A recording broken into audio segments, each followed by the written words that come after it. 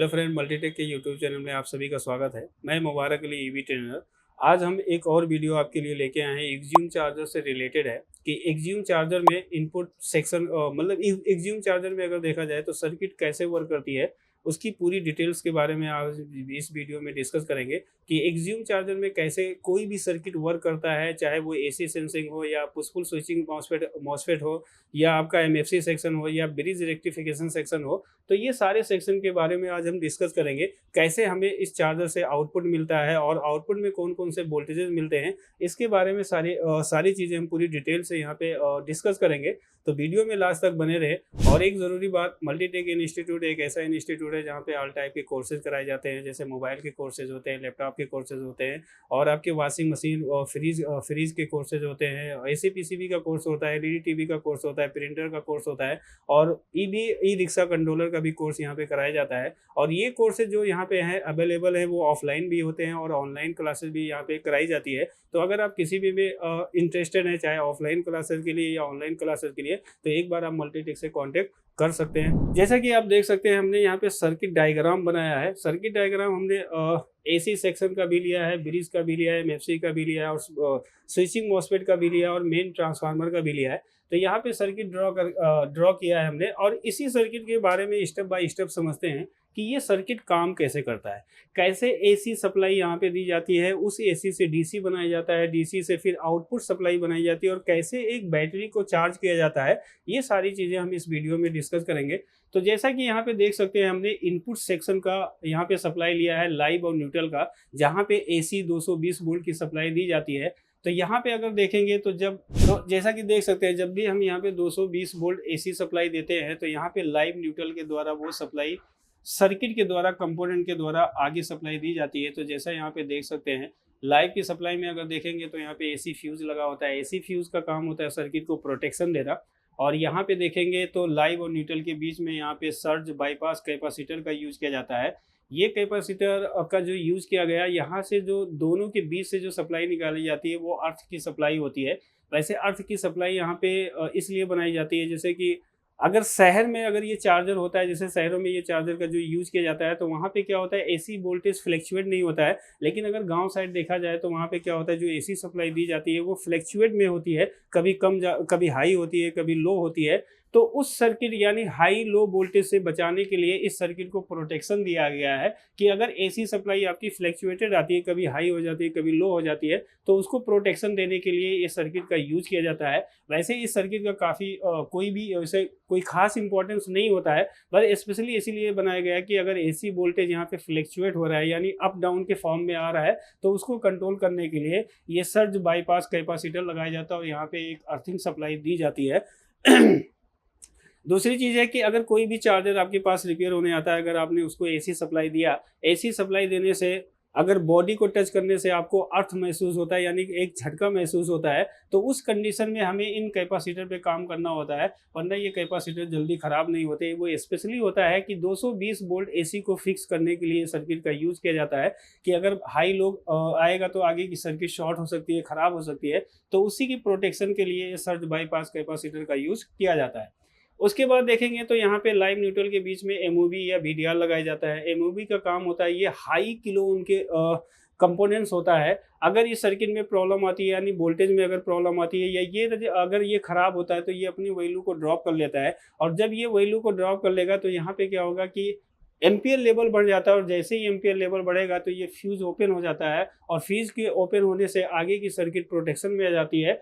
AC supply यहीं पे रोक दी जाती है, जिससे आगे के कंपोनेंट वहाँ पे खराब नहीं होते हैं।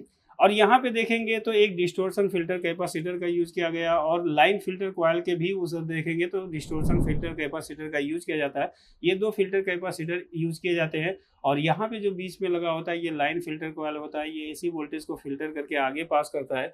और यहाँ पे देखेंगे लाइव और न्यूट्रल के बीच में 2 एनटीसी का यूज़ किया गया है। एक एनटीसी आपका लाइव में सप्लाई में लगा हुआ है और दूसरे एनटीसी को देखेंगे तो ये न्यूट्रल की सप्लाई में यहाँ पे लगाया गया है। अब यही सप्लाई जो 220 वोल्ट एसी सप्लाई होती है लाइव न्यूट्रल की, वो ब्रिज पे दी जाती है। ब्रिज के इन पिनों पे ये सप्लाई यहाँ पे इन करती है।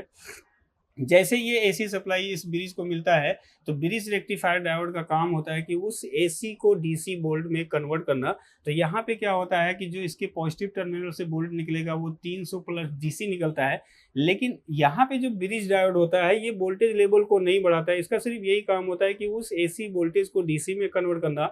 यहाँ पे 2 एमएफसी कैपेसिटर का यूज किया जाता है, यानी 2 कैपेसिटर का यूज किया जाता है। ये कैपेसिटर क्या करते हैं कि इस वोल्टेज लेवल को बढ़ाते हैं, वरना ब्रिज का यही काम होता है कि अगर हम 220 वोल्ट एसी दे रहे हैं तो उसको 220 डीसी वोल्ट में कन्वर्ट करना, और बाकी कैपेसिटर क्या करते हैं कि 40% उस वोल्टेज को इंक्रीज कर देते हैं। तो यहाँ पे अगर देखेंगे तो ये ब्रिज 2 काम करता है, एक तो 300 प्लस डीसी वोल्ट की सप्लाई आउट करता है, दूसरा ये सर्किट के लिए क्या करता है, फ्लोटिंग ग्राउंड भी जनरेट करता है। ये ब्रिज का अपना बनाया हुआ फ्लोटिंग ग्राउंड होता है।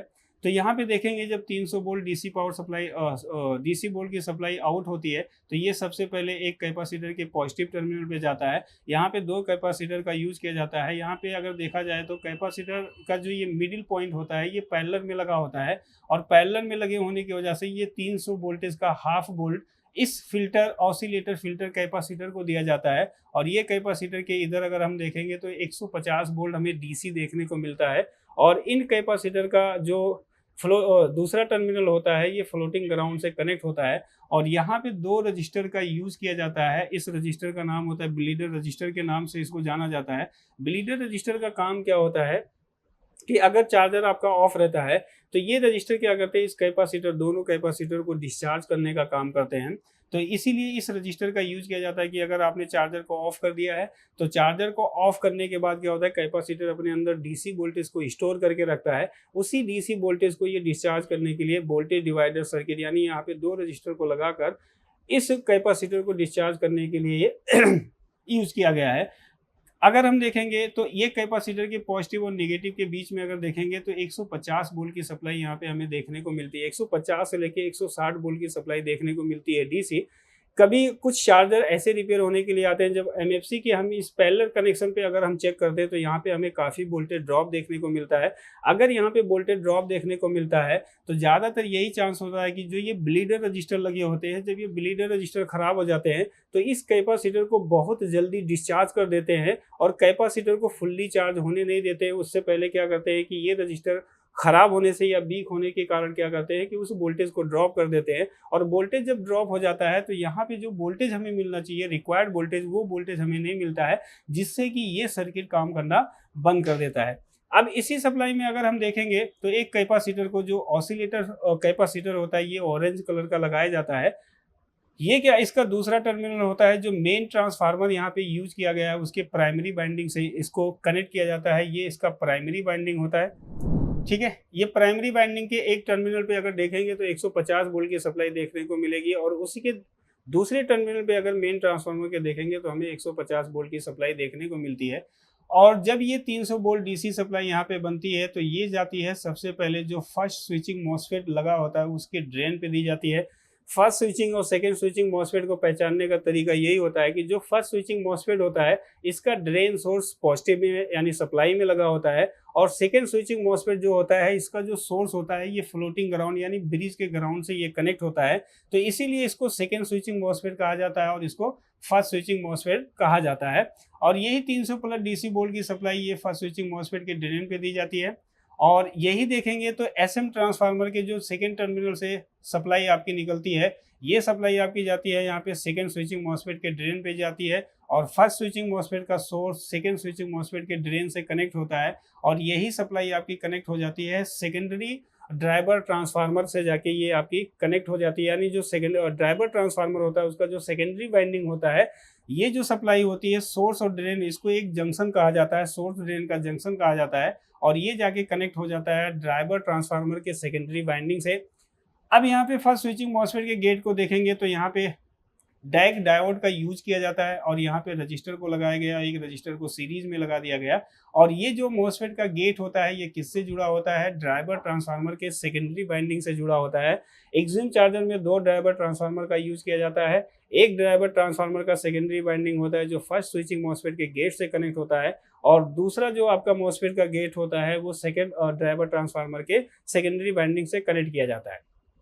ठीक है। तो इस तरीके से जो 300 वोल्ट डीसी सप्लाई मिलती है वो मॉसफेट के गेट पे चली जाती है। जब मॉसफेट के गेट पे जाती है, जब ड्राइवर सेक्शन वर्क करता है तो ये मॉसफेट क्या करते हैं, ये स्विचिंग का काम करते हैं। और जब ये स्विच करते हैं तो यहाँ पे क्या होता है, एक हाई फ्रीक्वेंसी सप्लाई जनरेट होती है। जब हाई फ्रीक्वेंसी सप्लाई जनरेट होती है यानी यहाँ पे एक स्क्वायर वेव सिग्नल बनता है, यानी एक एसी वोल्टेज यहाँ पे जनरेट होता है जो कि एक हाई फ्रीक्वेंसी के साथ होता है। और जब प्राइमरी वाइंडिंग को दिया जाता है तो ये एसएम ट्रांसफार्मर होता है, वो चालू हो जाता है। और जब मेन ट्रांसफार्मर चालू हो जाता है तो उसके सेकेंडरी वाइंडिंग से 2 वोल्टेज यहाँ पे आउट किए जाते हैं।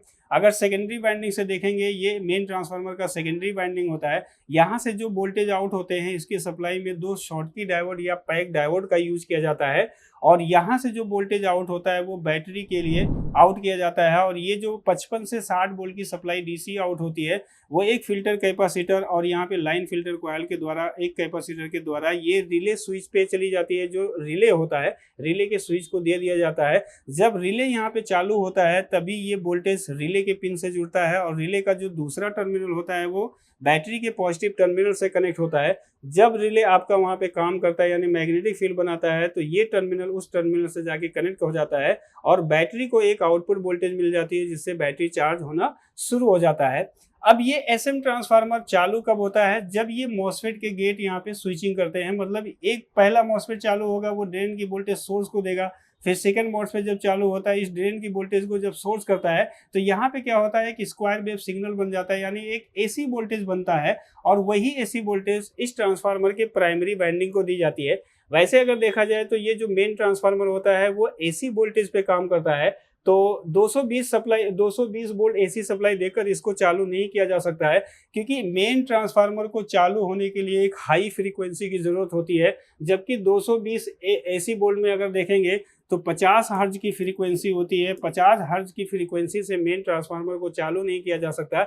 इसीलिए यहाँ पे मॉसफेट 2 लगाए जाते हैं कि जब दोनों मॉसफेट स्पीड के साथ स्विच होते हैं तो यहाँ पे एक हाई फ्रीक्वेंसी बनती है, लगभग 80 किलो हर्ज की एक फ्रीक्वेंसी बनती है। और यहाँ पे क्या होता है कि एसी वोल्टेज बनता है जिससे मेन ट्रांसफार्मर का प्राइमरी वाइंडिंग में एसी बनता है और मेन ट्रांसफार्मर आपका चालू होता है। अब यहाँ पे देखेंगे जो ऑक्सिलरी वाइंडिंग से यहाँ से 12 से 15 वोल्ट की सप्लाई आउट होती है, ये एसी सप्लाई होती है। तो एसी सप्लाई में इसको प्योर डीसी बनाने के लिए यहाँ पे एक डायोड का यूज किया गया, लेकिन डायोड क्या करता है, उसको अनप्योर डीसी में कन्वर्ट करेगा। प्योर डीसी में कन्वर्ट करने के लिए एक पोलराइज कैपेसिटर का यूज किया है। और ये जब दोनों उस एसी वोल्टेज को डीसी में कन्वर्ट करते हैं तो यहाँ पे एक 24 वोल्ट की सप्लाई मिलती है जो 7812 के इस पिन को दी जाती है। वहाँ पे ऑक्सिलरी बाइंडिंग के पास में अगर देखेंगे तो एक 7812 आईसी का यूज किया जाता है। इसका जो ग्राउंड पिन होता है एक डायोड के द्वारा ग्राउंड किया जाता है। यहाँ पे देखेंगे अगर इस डायोड का ग्राउंड सप्लाई इससे ब्रेक हो जाएगा तो ये आईसी काम करना बंद कर देगी। यहाँ पे देखेंगे तो आउटपुट में हमेशा वोल्टेज आपको ड्रॉप देखने को मिलेगा, क्योंकि इसका जो ग्राउंड किया गया है एक डायोड के द्वारा किया गया है। तो इसको कभी भी अगर 7812 आईसी की प्रॉब्लम आती है तो इस डायोड को हमें चेक करना जरूरी होता है, क्योंकि डायोड अगर ये आपका खराब हो गया या इसकी ग्राउंड सप्लाई डिस्कनेक्ट होगी तो ये 7812 आईसी काम नहीं करेगी। और जब ये काम नहीं करेगी तो इसके पिन से आउटपुट वोल्टेज नहीं निकलेगा। जैसा कि हम लोग जानते हैं कि जो एक्सिम चार्जर में 7812 आईसी के यूज किया जाता है उसका आउटपुट जो वोल्टेज होता है वो 12 वोल्ट होता है। यहाँ से वो क्या करती है, 12 वोल्ट की सप्लाई को आउट करती है। यहाँ से जो 12 वोल्ट की सप्लाई आउट होती है सबसे पहले LM-IC को जाएगी, 324 IC उसके पिन नंबर 4 को दी जाती है। यही 12 वोल्ट की सप्लाई एक डायोड के द्वारा ड्राइवर सेक्शन में लगे हुए ट्रांजिस्टर के कलेक्टर को दी जाती है। और यही 12 वोल्ट की सप्लाई जो जाती है वो रिले कॉइल को भी 12 वोल्ट की सप्लाई यहीं से प्रोवाइड की जाती है। और ये 12 वोल्ट की सप्लाई जो होती है वो फैन के लिए भी यहीं से दी जाती है। तो इस तरीके से 7812 आईसी यहाँ पे काम करती है। और 7812 आईसी को काम करने के लिए 24 वोल्ट की जरूरत होती है, उसका हाफ वोल्टेज की सप्लाई ये आउट करती है। तो ये सारे सेक्शन जाके आपके एक्टिव होते हैं। अगर ये आईसी आपकी वर्क नहीं करेगी तो ये सेक्शन आपके वर्क नहीं करेंगे। अगर ये सेक्शन वर्क नहीं करेंगे तो आउटपुट वोल्टेज तो आपको मिल जाएगा, लेकिन ये सेक्शन वर्क ना करने के कारण बैटरी आपकी चार्ज नहीं होती है। तो इस तरीके से 7812 आईसी के द्वारा इस तरीके से आउटपुट मिल जाता है। जो 12 वोल्ट की सप्लाई मिलती है वो अलग अलग सेक्शन के लिए दी जाती है। तो ये होता है एक्सिम चार्जर में जो सर्किट का यूज किया गया है। इस तरीके से इस सर्किट का यूज करके एसी वोल्टेज को देके डीसी में कन्वर्ट करा के और मेन ट्रांसफार्मर को चालू करके इस तरीके से यहाँ पे आउटपुट वोल्टेज की सप्लाई ली जाती है। तब जाके चार्जर आपका एक प्रॉपर तरीके से बैटरी को चार्ज करता है। कभी कभी क्या होता है कि जो ए ऑक्सिलरी वाइंडिंग होता है, यहाँ पे वोल्टेज हमें कम मिलता है, वोल्टेज हमारा ड्रॉप हो जाता है। तो जब वोल्टेज ड्रॉप हो जाता है तो इसकी सप्लाई में जो आपका डिस्टोर्शन या ऑसिलेटर फिल्टर कैपेसिटर लगा होता है, और इसकी सप्लाई में एक डायोड का भी यूज किया जाता है, क्योंकि जो 300 वोल्ट डीसी वोल्ट की सप्लाई होती है वो एक डायोड और कैपेसिटर के द्वारा किसको दी जाती है, इस ट्रांसफार्मर के सेकेंड टर्मिनल को दी जाती है, जिससे ये ट्रांसफार्मर क्या करता है, ऑक्सिलरी वाइंडिंग को चालू करेगा। अगर वो कैपेसिटर आपका खराब हो जाता है तो ऑक्सिलरी वाइंडिंग यहाँ पे चालू नहीं होगा, सेकेंडरी वाइंडिंग चालू हो जाती है, लेकिन ये वाइंडिंग जब चालू नहीं होगा तो ये वोल्टेज आपको नहीं मिलेगा, जिससे 7812 ऐसी काम करना बंद कर देती है। तो ये इस तरीके से सर्किट को वहाँ पे और उस सर्किट पे इस तरह सारे कंपोनेंट्स को लगाकर ये सारे सेक्शन को इस तरीके से ऑपरेट कराया जाता है, तब जाके चार्जर एक बैटरी को प्रॉपर तरीके से चार्ज करती है। अगर इसमें किसी भी सप्लाई की प्रॉब्लम या किसी भी कंपोनेंट की प्रॉब्लम या किसी भी सेक्शन की प्रॉब्लम आ जाती है तो चार्जर में प्रॉब्लम आनी शुरू हो जाती है। तो दोस्तों आज के वीडियो में बस इतना ही। नेक्स्ट वीडियो में मिलते हैं नए टॉपिक के साथ। जब तक के लिए थैंक यू, धन्यवाद।